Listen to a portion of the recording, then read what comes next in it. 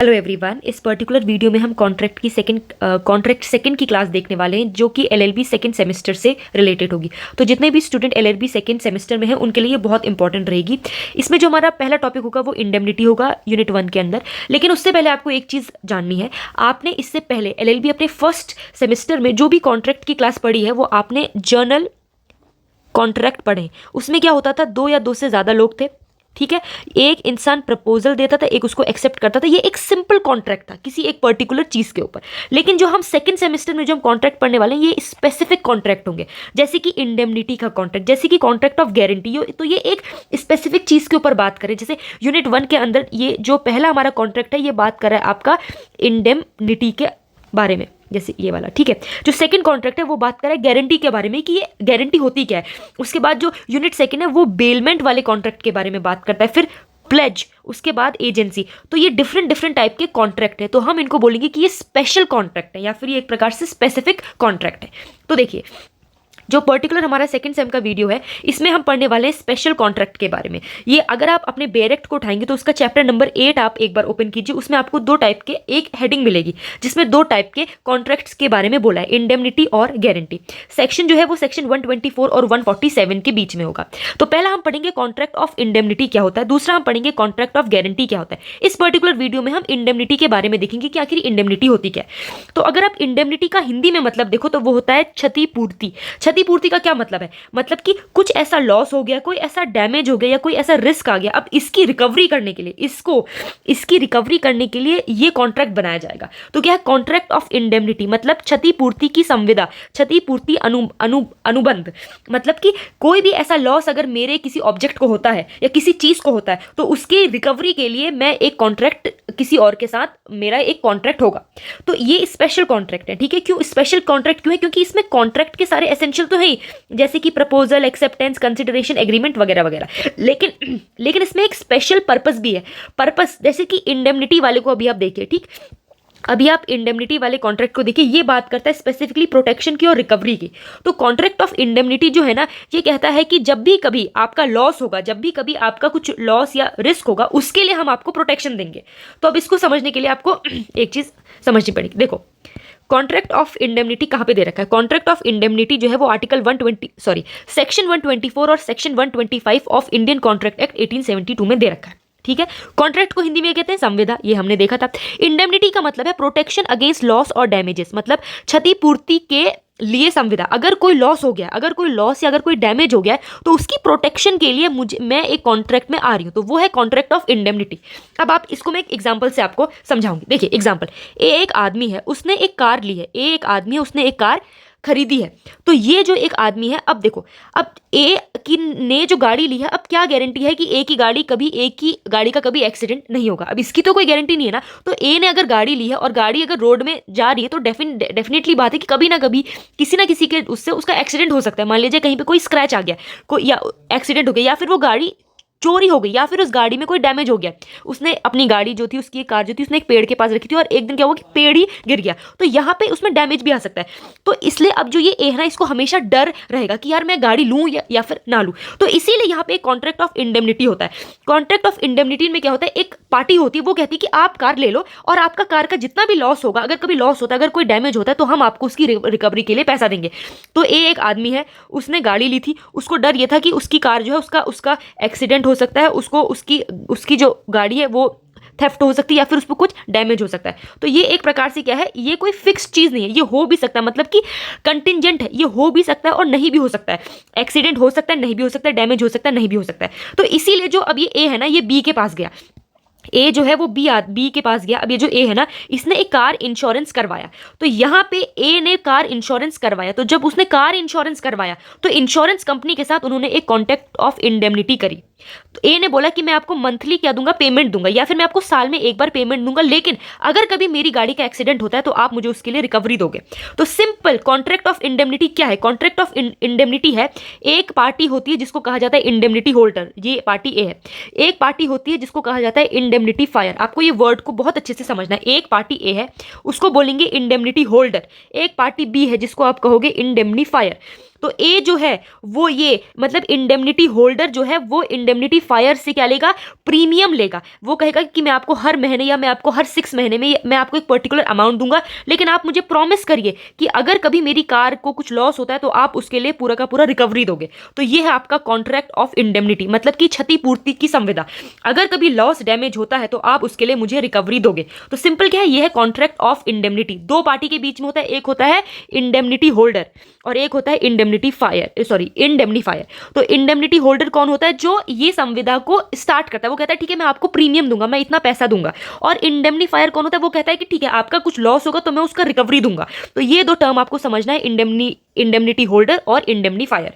ठीक है, अब यही सारी चीजें यहां पे लिखी हुई हैं। देखिए इंडेमनिटी क्या होता है, ये एक प्रकार से protection against possible damages. Indemnity का क्या मतलब है, अगर नुकसान की भरपाई करना। क्या मतलब कि अगर कोई डैमेज हो जाएगा तो उसका नुकसान की भरपाई हम आपको देंगे, तो recovery of the damages. It means to compensate for any loss, जो भी लॉस हुआ है उसको कंपनसेट करने के लिए आपको वो पैसा दिया जाएगा, या फिर कुछ भी आप जो भी टर्म्स एंड मतलब जो भी कॉन्ट्रैक्ट में लिखा होगा उसकी पूरी आपूर्ति होगी। लाइबिलिटी होगी ना, जैसे ए यहाँ पे बोल रहा है कि मैं आपको प्रीमियम का पैसा दूंगा, तो ये ए की भी लाइबिलिटी है कि उसको पहले प्रीमियम का पैसा देना पड़ेगा, उनको हर महीने ये पर्टिकुलर अमाउंट देना पड़ेगा, तभी ये जो ये इंडेमनीफायर जो ये इंश्योरेंस कंपनी है ये यहाँ पे इसकी रिकवरी ये पूरी देगी। तो ये है आपका इंडेमनीफायर और तो ये है आपका इंडेमनिटी होल्डर और इंडेमनीफायर के बीच में रिलेशन। अब हम बात आते हैं अपने सेक्शन 124 के अंदर। सेक्शन 124 के अंदर आपको डेफिनेशन और स्कोप के बारे में पता लगेगा कि इंडेमनिटी का मतलब क्या होता है। तो जो कॉन्ट्रैक्ट क्या लिखा है यहाँ पे, यहाँ लिखा है कॉन्ट्रैक्ट ऑफ इंडेमनिटी डिफाइन करता है, ये एक प्रकार contract by which one party promise to save the other from loss cause to him by conduct of promisor himself by the conduct of any other person.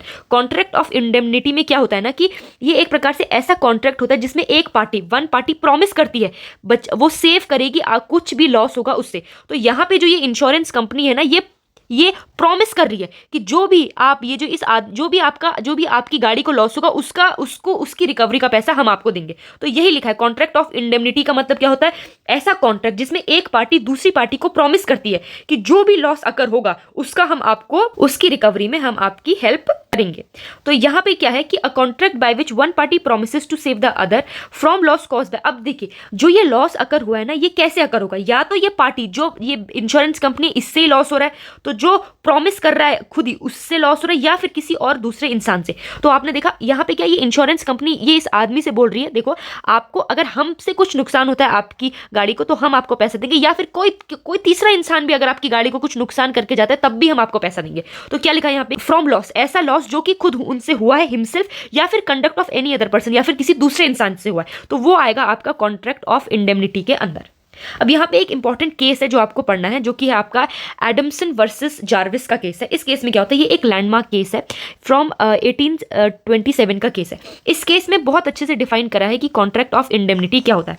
इस case में क्या होता है, दो पार्टी होती है, एक होता है हमारा प्लेंटिफ पीड़ित आदमी जिसको हम कहेंगे एडमसन, और एक है जार्विस जो कि हमारा डिफेंडेंट। ठीक है, तो यहाँ पे जो ये एडमसन होता है ना ये बोली लगाता है, मतलब ये ऑक्शनर होता है, मतलब जो भी लोग इसके पास सामान लेके आते हैं और ये उनकी बोली लगाता है और फिर उनको बेचता है। तो जार्विस एडमसन के पास आता है और कहता है कि ये मेरा कुछ सामान है। जार्विस एडमसन को इतना सामान देता है, कहता है कि तुम इसकी बोली लगा दो। तो जो ये एडमसन होता है ये उसकी बोली लगा देता है और बेच देता है, और जितना पैसा आता है वो ये जार्विस को दे देता है। लेकिन बाद में ये पता चलता है कि जार्विस जो ये दूसरा इंसान है ये इसका ट्रू ओनर था ही नहीं, मतलब जो सामान इसने एडमसन को ऑक्शन बोली लगाने के लिए दिया वो ये सामान इसका खुद का था ही नहीं। तो यहाँ पे जब केस जाता है जो ये ट्रू ओनर होता है वो आता है, वो कहता है कि भाई मेरा तो नुकसान हो चुका है तो अब मुझे पैसा देगा। तो वो डायरेक्टली एडमसन के ऊपर केस कर देता है कि तुम अब मुझे पैसा दोगे। तो यहाँ पे जब एडमसन कोर्ट में जाता है, यहाँ पे जो एडमसन कोर्ट में जाता है तो एडमसन को जो है वो कोर्ट जो है वो इनोसेंट पार्टी डिक्लेयर कर देती है। द कोर्ट यहाँ पे ये कहती है Adamson as an innocent party who acted in good faith without knowledge of the unlawfulness of the act was entitled to be indemnified by Jarvis. तो यहाँ पे जो कोर्ट है वो ये कहती है कि एडमसन जो है वो जो है उन्होंने गुड फेथ में काम किया, उनको नहीं पता था कि ये जो ये गुड्स यहाँ जो ये जार्विस बेच रहा है ये इसका खुद ओनर नहीं है। तो जिसके भी जो ये एडमसन ने जिस भी इंसान के ये जो ये गुड्स है इनकी बोली लगाई वो आदमी सीधा का सीधा एडमसन से पैसा मांगता है, कहता है तुम मुझे पैसा दोगे। अब एडमसन को पैसा देना पड़ता है क्योंकि उसी ने बोली लगाई है। लेकिन बाद में जब एडमसन कोर्ट में जाता है तो कोर्ट कहती है कि एडमसन को जो है नुकसान हुआ है, एडमसन को नहीं पता था कि जार्विस उनका ट्रू ओनर नहीं है। तो यहाँ पे जार्विस की गलती को माना जाता है और ये कहा जाता है कि जार्विस को अब एडमसन का जितना भी नुकसान हुआ है उसका उन्हें पैसा लौटाना पड़ेगा। तो यहाँ पे क्या है कि एडमसन को गुड फेथ के अंदर इनोसेंट पार्टी डिक्लेयर किया जाता है और ये कहा जाता है कि उनको नॉलेज थी ही नहीं इस अनलॉफुल एक्ट की, तो ही वॉज। तो यहाँ पे ये कहा जाता है कि जो एडमसन है वो एंटाइटल है इंडेमनिफाइड बाय जार्विस, तो मतलब कि जो भी लॉस हुआ है एडमसन को उसका पैसा जार्विस देगा। This included both the damages awarded to the true owner and the legal cost incurred in defending himself. अब इस केस में क्या होता है, जब ये मान लिया जाए ये गुड्स है ये पार्टी बी के हैं, तो बी जो है वो ए पे केस करता है कि तुमने मेरा ये सामान बेचा कैसे। अब ए जो ये पार्टी है जो हमारा एडमसन है इस बेचारे को कोर्ट में जाना पड़ता है, तो इसका बहुत ज्यादा पैसा लगता है, इसने वकील भी रखा होगा, इसको रोज कोर्ट में जाना पड़ेगा, तो उसका इतना ज्यादा ट्रांसपोर्टेशन भी लगेगा। तो ये एडमसन जो है ये फिर सारा का सारा पैसा जार्विस से मांगता है, कहता है गलती तुम्हारी थी, तुमने मुझे फंसाया, तुमने बोला तुमने ये नहीं बताया कि तुम इसकी ट्रू ओनर नहीं हो। तो यहाँ पे कोर्ट कहती है कि बिल्कुल एडमसन को हक है कि वो अपने सारे डैमेजेस का पैसा जार्विस से मांग सकती है। उसमें उसने जो भी ट्रू ओनर को जितना भी पैसा दिया, मतलब कि ए जो ये एडमसन है इन्होंने बी को जो भी कॉस्ट जो भी उनका गुड्स का पैसा दिया वो तो जार्विस देगा ही देगा, साथ में लीगल कॉस्ट जो भी आई होगी, जब ये जो ये एडमसन है इसको कोर्ट में जाना पड़ा होगा, वहां पे जो भी लीगल कॉस्ट आई होगी उसका पैसा भी वो जार्विस से मांगेगा। तो ये दिखाता है कॉन्ट्रैक्ट ऑफ इंडेमनिटी, मतलब कि यहां पे साफ साफ पता चलता है the case of Adamson versus Jarvis is a significant, ये बहुत सिग्निफिकेंट है in the context of agency law and contract of indemnity, क्षतिपूर्ति की संविदा। अगर आपका नुकसान हुआ है और जिस भी इंसान ने आपका नुकसान किया उसके लिए आप उस इंसान से रिकवरी मांग सकते हो। तो ये बोला गया है। देखो, the person who gives the indemnity is called indemnifier. जो भी इंसान ये प्रॉमिस करता है या जो भी इंसान इंडेमनिटी क्षतिपूर्ति को पूरा करने की संविदा करता है उसको इंडेमनीफायर कहते हैं। और the person for whose protection, जिस भी इंसान को प्रोटेक्शन दी गई, जिस भी इंसान को बोला गया कि आपको रिकवरी का पैसा मिलेगा या फिर आपका जो भी नुकसान होगा उसका रिकवरी हमसे आप ले लेना, तो उस इंसान को बोला जाता है इंडेमनिटी होल्डर या फिर इंडेमनीफाइड। तो यहाँ यही मैंने लिखा था कि अगर ए जो है उसने अपनी कार का इंश्योरेंस कंपनी से एक इंश्योरेंस करवाया है, तो ए जिन्होंने इंश्योरेंस करवाया है तो उनको हम बोलेंगे इंडेमनिटी होल्डर, और जो इंश्योरेंस करती है, जो ये प्रॉमिस करती है कि मैं आपको पैसा दूंगी या जो भी रिकवरी का पैसा देगी, उसको हम बोलेंगे इंडेमनीफायर। तो ये दो वर्ड आपको पता होना चाहिए कि इंडेमनिटी कौन, तो इंडेमनीफायर कौन होता है और इंडेमनिटी होल्डर कौन होता है। अब देखो टाइप ऑफ इंडेमनिटी। इंडेमनिटी कितने टाइप की होती है? दो टाइप की हो सकती है। एक तो होती है एक्सप्रेस और एक होती है इम्प्लाइड। एक्सप्रेस का मतलब है जिसमें साफ साफ लिखा होता है कि हम आपको रिकवरी, अगर कोई भी नुकसान, अगर आपको कोई भी डैमेज होगा, हार्म होगा, कोई भी लॉस होगा, हम आपको उसकी रिकवरी के लिए हम आपके साथ हैं, तो वो होता है एक्सप्रेस्ड इंडेमनिटी, जहां पे साफ साफ लिखा होता है। ये एक रिटन एग्रीमेंट होता है to indemnify where the terms and condition, जहां पे टर्म्स एंड कंडीशन जो है ना वो abide, which the concern party must abide, इनको मस्ट अबाइड करना पड़ेगा और यूजुअली इंडिकेटेड, पहले से ही सारी चीजें लिखी होती हैं। अब जैसे दीज इंक्लूड, इसमें क्या इंक्लूड होता है? जैसे कि इंश्योरेंस जो भी आप करवाते हो वो इंक्लूड होता है, contract, construction contract, agency contract, ये सारी चीजें आएंगी। तो ये है आपका पहला टाइप का इंडेमनिटी जो कि एक्सप्रेस्ड इंडेमनिटी, जो कि एक प्रकार से रिटन एग्रीमेंट होता है। फिर आता है इम्प्लाइड इंडेमनिटी। ये क्या होता है? ये एक प्रकार से ऑब्लिगेशन आ जाती है कि अगर कोई नुकसान किया है, इसमें जो इम्प्लाइड इंडेमनिटी है ना, इसमें कोई रिटन एग्रीमेंट नहीं होता, लेकिन सर्कमस्टेंसेस कुछ ऐसे बन जाते हैं। मान लिया जाए ए एक आदमी है और बी भी एक और आदमी, ए जो है वो मास्टर है, बी जो है वो सर्वेंट है। तो ये सर्वेंट से अगर किसी का नुकसान हो गया तो उसकी जो भरपाई है वो मास्टर को करनी पड़ेगी। या एक और एग्जांपल दे दो, अगर ये ए जो है वो एक कंपनी है और बी जो है वो एक एजेंट है, अगर एजेंट से कोई नुकसान, अगर एजेंट से कोई डैमेज होता है तो उसकी भरपाई कंपनी को करनी पड़ती है। तो ये होता है इम्प्लाइड इंडेमनिटी। यहाँ पे कोई रिटन एग्रीमेंट नहीं होता, लेकिन सर्कमस्टेंसेस कुछ ऐसे बन जाते हैं कि दूसरे इंसान की गलती के लिए किसी और इंसान को भरपाई करनी पड़ती है। तो ये एक obligation, this is an obligation to indemnify that arises not from written agreement. ये ऐसी इंडेमनिटी होती है जो कि किसी रिटन एग्रीमेंट से नहीं होती है, लेकिन ये सर्कमस्टेंसेस से बनती है। ठीक है, सर्कमस्टेंसेस ऑफ द पार्टीज। इसका एग्जाम्पल, बहुत अच्छा एग्जाम्पल है मास्टर सर्वेंट रिलेशनशिप का या फिर कंपनी और एजेंट का। द मास्टर क्या है? मास्टर जो होता है वो लायबल होता है to indemnify his servant for the losses that he occurred while working as per his instruction. अगर मास्टर के इंस्ट्रक्शन में सर्वेंट कुछ काम कर रहा था और किसी को नुकसान, अगर कुछ लॉस हो गया, तो वहां पे मास्टर की लायबिलिटी आएगी, मास्टर को वहां पे इंडेमनिटी पे करनी पड़ेगी। तो ये है आपका इम्प्लाइड इंडेमनिटी। तो ये आपको लिखना है कि टाइप्स ऑफ इंडेमनिटी के अंदर। अब एसेंशियल्स क्या है इंडेमनिटी के, क्या होते हैं एसेंशियल इंडेमनिटी के? पहली चीज, इसमें parties to the contract, party होनी चाहिए कॉन्ट्रैक्ट के लिए। मतलब अकेला कोई इंसान नहीं बोल सकता कि मैं अगर कुछ लॉस होगा मैं ही अपनी खुद रिकवरी दूंगा, नहीं। तो यहाँ पे दो पार्टीज का, मिनिमम दो पार्टीज का होना तो चाहिए। Parties to a contract, there must be two parties, दो पार्टी होनी चाहिए, नेमली प्रोमिसर ऑफ और इंडेमनीफायर एंड द प्रोमिसी और इंडेमनीफाइड और इंडेमनिटी होल्डर। मतलब अगर बी बी अगर प्रॉमिस कर रहा है कि अगर ए तुम्हारा कुछ भी नुकसान होगा मैं तुम्हें पैसा दूंगा, तो यहाँ पे बी जो है वो प्रॉमिसर कहलाएगा या फिर इंडेमनीफायर कहलाएगा, ठीक है। और जो प्रॉमिसी है, प्रॉमिसी जो एक्सेप्ट, जो मतलब वो कह रहा है ठीक है, बी अगर एक बी ने बोला कि बी ने ए को बोला अगर तुम्हारा कुछ भी लॉस होगा मैं तुम्हें पैसा दूंगा, तो बी ने यहाँ पे प्रॉमिस करा ए से, तो बी बन जाएगा प्रॉमिसर या फिर इंडेमनीफायर, ठीक है। और ए जो होगा वो बनेगा प्रॉमिसी या फिर इंडेमनिटी होल्डर या फिर इंडेमनीफाइड। तो ये तीनों वर्ड्स आपको ध्यान में रखने हैं। तो पहला एसेंशियल क्या है कि पार्टीज टू अ कॉन्ट्रैक्ट होनी चाहिए। दूसरा एसेंशियल यह है कि प्रोटेक्शन ऑफ लॉस होना चाहिए, मतलब कि a contract of indemnity is entered into for the purpose of protection of the promisee from the loss में because due to conduct of the promisee और एनी अदर पर्सन। जो हम ये संविदा कर रहे हैं ना, ये किसके लिए कर रहे हैं, ये हम कर रहे हैं रिकवरी ऑफ द लॉसेस, मतलब कि क्षतिपूर्ति, कुछ ऐसी लॉस हो गया है उसकी पूर्ति के लिए, उसकी रिकवरी के लिए। तो सबसे इंपॉर्टेंट एसेंशियल ये है कि कुछ ना कुछ नुकसान होना चाहिए, तो प्रोटेक्शन ऑफ लॉस। तो जब लॉस होगा उसी का तो प्रोटेक्शन होगा, जब लॉस ही नहीं होगा तो फिर प्रोटेक्शन किसको दोगे आप, फिर उसमें रिकवरी किसमें लोगे, तो लॉस भी होना चाहिए। A contract of indemnify is entered into for the purpose क्या है, protection of the promisee from the loss. तो यहाँ पे प्रोटेक्शन ऑफ लॉस दूसरा एसेंशियल बन जाएगा कि लॉस जो होगा उसकी रिकवरी के लिए यहाँ पे कॉन्ट्रैक्ट हुआ है, तो ये दूसरा एसेंशियल है। तीसरा एक्सप्रेस और इंप्लाइड, जो मैंने आपको बोल दिया था कि जो इंडेमनिटी है वो एक्सप्रेस भी हो सकती है और इंप्लाइड भी हो सकती है, वही आप यहाँ पे लिखोगे। एक्सप्रेस का मतलब है कि रिटन या फिर स्पोकन होगी, इंप्लाइड का मतलब है कि सर्कमस्टेंसेस से बन गई है, लोग जो दो लोग हैं उनके बीच में रिलेशन कुछ ऐसा है कि एक की गलती का नुकसान दूसरे को उठाना पड़ता है, तो ये है इंप्लाइड। जो चौथा एसेंशियल है कॉन्ट्रैक्ट ऑफ इंडेमनिटी का, वो है एसेंशियल ऑफ वैलिड कॉन्ट्रैक्ट। देखो पार्टीज भी हैं, प्रोटेक्शन ऑफ लॉस भी हो रहा है, एक्सप्रेस ऑफ इंप्लाइड भी है, लेकिन वैलिड कॉन्ट्रैक्ट ही नहीं है। मान लीजिए आप किसी ऐसे इंसान के साथ कॉन्ट्रैक्ट करें जिसकी एज 18 साल से कम है, तो क्या वो कॉन्ट्रैक्ट माना जाएगा, नहीं माना जाएगा। या फिर उस इंसान ने जो अपनी रजामंदी दी है वो किसी के दबाव में आके दी है, झूठी दी है, या फिर मिस इन्फॉर्मेशन हुई है, मिस रिप्रेजेंटेशन हुई है, तो जब वो वैलिड कॉन्ट्रैक्ट ही नहीं है तो फिर आप कैसे कॉन्ट्रैक्ट ऑफ इंडेमनिटी में आ जाओगे। तो जो फोर्थ इंपॉर्टेंट एसेंशियल है वो है कि एसेंशियल ऑफ वैलिड कॉन्ट्रैक्ट का होना बहुत जरूरी है। तो आपको कॉन्ट्रैक्ट की फर्स्ट क्लास आपने पढ़ी नहीं है तो प्लीज पढ़ लेना, उसमें एसेंशियल ऑफ वैलिड कॉन्ट्रैक्ट मैंने बता रखे।